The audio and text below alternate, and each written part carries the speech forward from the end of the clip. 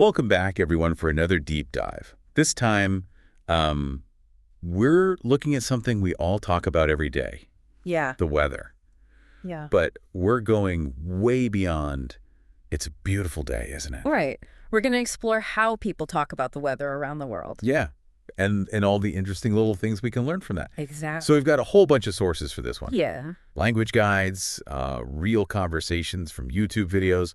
We've even got some weather maps Oh, wow. to try and understand how people in different parts of the world Yeah. talk about the weather. Think of this as a linguistic adventure, I guess. Yeah. A journey into how people experience and express the weather. Yeah.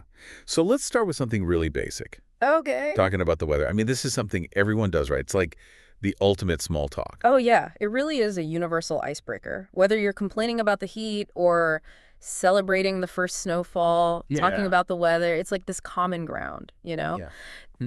So it's interesting, though, how even though we all talk about the weather, different cultures do it in different ways. Oh, absolutely.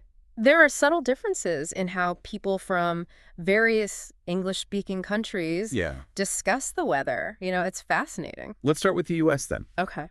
Americans are known for being very direct. Are they the same with weather talk? Oh, absolutely. It's all about current conditions and forecasts. It's hot today, or, expect showers later. Very practical. Straight to the point. Exactly. Very straightforward. But even within the U.S., there are some interesting regional differences, right? Oh, tons. Take the Northeast, for example. During winter, you might hear them talking about a nor'easter. A nor'easter, what's that? It's not just any snowstorm. It's a specific type of storm that develops along the East Coast. Brings those heavy snows and strong winds they're known for. Ah, so the language reflects their experience. Exactly. It's tied to the geography and climate of that specific region. What about other parts of the U.S.? Well, down south, humidity is a big deal, especially during summer. Yeah, I can imagine. It's not just a word down there. It's like a constant presence. A part of life. Exactly. And of course, we have to mention California. Oh, yes. Always got to be a little different, Well, they don't just have coastal fog. right? They have the marine layer. It sounds so much more poetic. It does. But it reflects the cool, moist air from the Pacific that rolls in and creates that thick fog. It's fascinating how, even within one country, the way people talk about the weather can change so much. Yeah, it really highlights how language adapts to local conditions and experiences. Absolutely.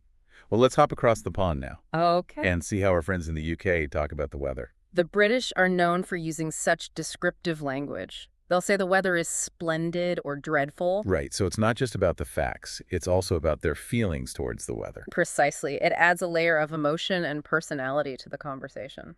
And of course, we can't forget those classic British weather idioms. Oh, absolutely. Like raining cats and dogs.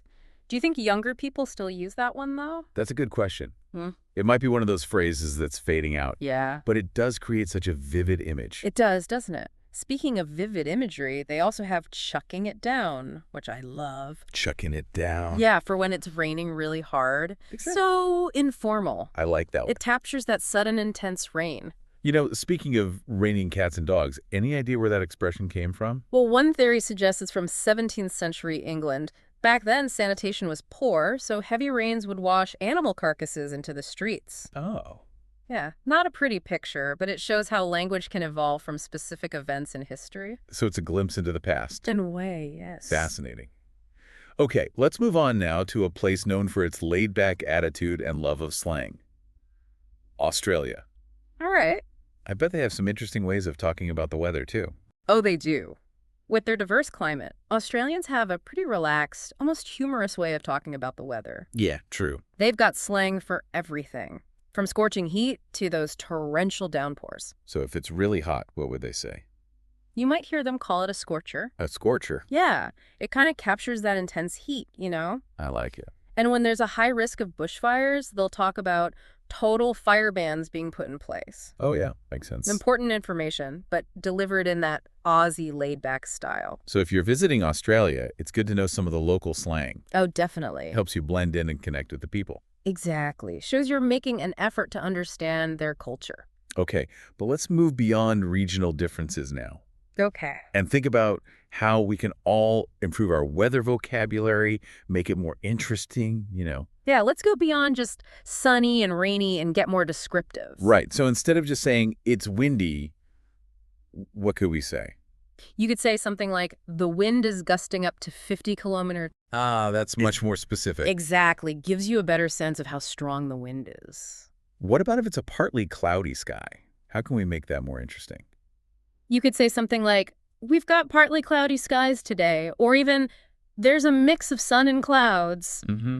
And if you really want to impress someone, you could mention a low-pressure system bringing showers. Oh, wow.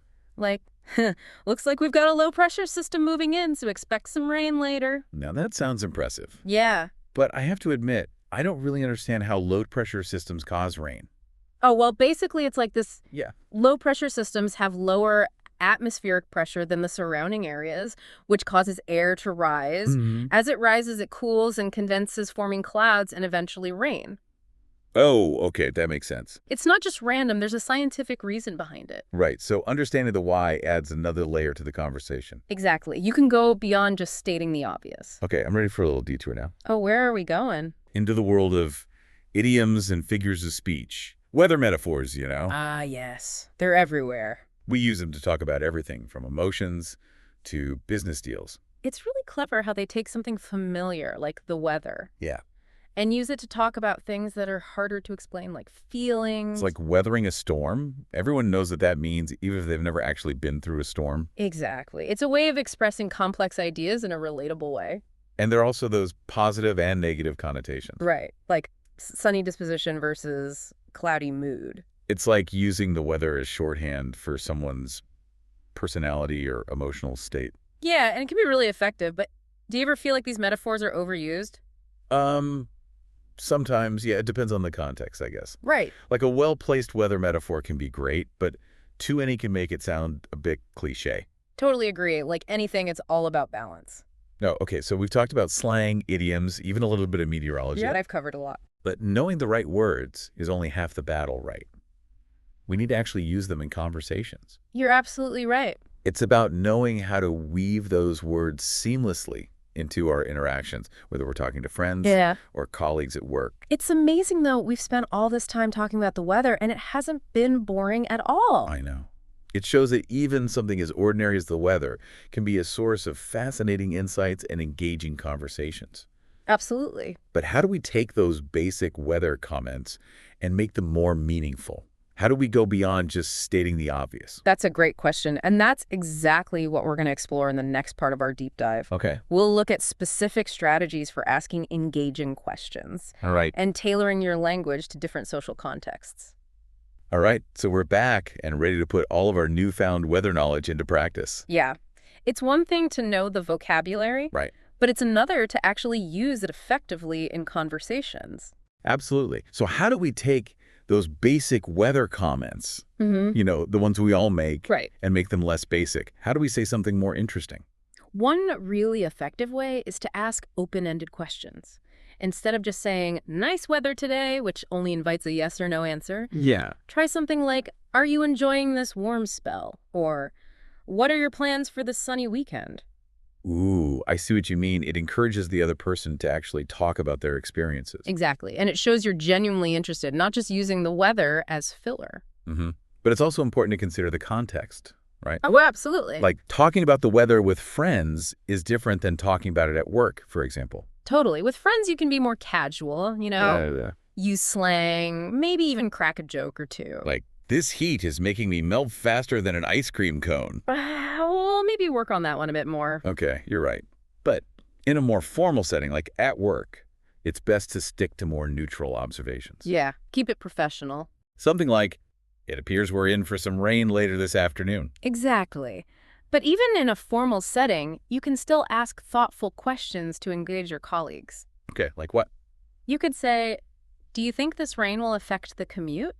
Oh, that's a good one. Yeah, it shows you're aware of the situation and its potential impact. So the key takeaway here is to be mindful of who you're talking to. Right. And adapt your language accordingly. Absolutely. Read the room and use your weather vocabulary to build rapport. I'm starting to feel a bit self-conscious, though, you know? What if I make a mistake? It's okay to make mistakes. Everyone does, even native speakers. True. The important thing is to not let that fear stop you from practicing and using your new vocabulary. You're right. But are there any common mistakes we should try to avoid? Well, one common one is using hot when warm would be more accurate. Oh, yeah. Like if it's a nice spring day and you say it's hot today, it sounds a bit exaggerated. I've definitely done that. It happens. Especially coming from a colder climate. It takes a while to adjust. It does. So instead of hot, what should I say? You could say it's beautifully warm today, or it's a perfect temperature for being outdoors. Oh, that sounds more natural. Exactly. What about any other mix-ups, any words that trip people up? Oh. I hear people using freezing for any cold day, but freezing really means at or below 0 degrees Celsius. Oh, right. So I should be more precise. Exactly. If it's just chilly, say it's a bit crisp out there today, or there's a definite chill in the air. Got it. What about drizzle and rain? Is there a difference? Yes. Drizzle is very light rain, almost like a mist. You might not even need an umbrella. Rain is a broader term. It can be anything from a light shower to a downpour. So if I'm caught in a heavy downpour, yeah, I shouldn't say it's drizzling. Probably not. You'd say it's pouring, or this rain is relentless. Okay, so precision is key. Any other tips for us? Well, one of the best ways to learn is to just pay attention to how other people talk about the weather. Listen to meteorologists on the radio or TV. Look up words you don't understand. The more you expose yourself to weather vocabulary, the better you'll become. And there's so many online resources, too. Weather apps, websites, even social media. I guess the key is to just practice using these new words in conversations, even if it feels a little awkward at first. Exactly. Practice makes perfect. This has been such a fascinating deep dive. It really has. I never thought I'd be so interested in talking about the weather. Me neither. So what's the one thing we want our listeners to remember? Weather talk is more than just small talk. It's a chance to connect with others, share experiences, and understand the world around us. Perfectly said. So next time you're chatting about the weather, don't underestimate the power of your words. Yeah, you might just spark a really interesting conversation. And maybe impress someone with your weather knowledge. Exactly. That's all the time we have for today. Thanks for joining us for this deep dive into the fascinating world of weather talk. Thanks for having me. Until next time, stay curious, and don't forget to check the forecast.